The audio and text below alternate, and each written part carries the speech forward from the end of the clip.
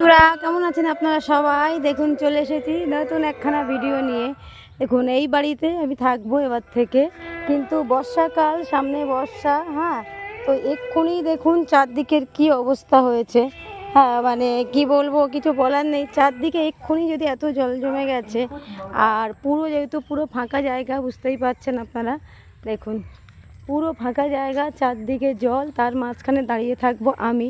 তো জানি না মানে কতটা সুবিধা হবে এখানে থাকাটা, বা কতটা অসুবিধার সম্মুখীন হতে হবে কিছু এই মুহূর্তে কিছু বুঝতে পারছি না। তবুও মানে আপনারা সাথে থাকবেন, পাশে থাকবেন, ভালোবাসা দেবেন।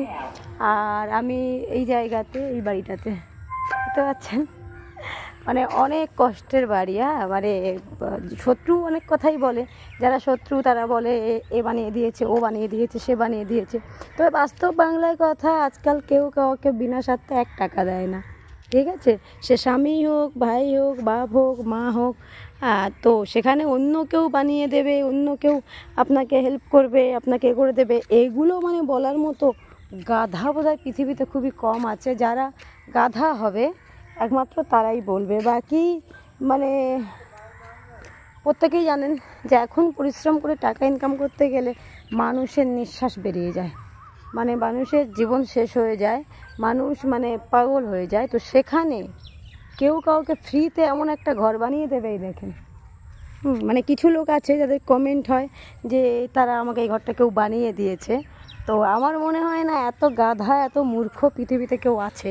আর যারা এই ধরনের কথা বলে তারা কোন বুদ্ধিতে বলে, মানে যেখানে নিজের স্বামীরাই সংসারের টাকা দেয় না, নিজের ভাই বোন বা মা সবাই টাকার হিসেব করে, সেখানে কেউ একজন এই বাড়িটা বানিয়ে দেবে, এত বড় বাড়ি, মানে ভাবার যায়?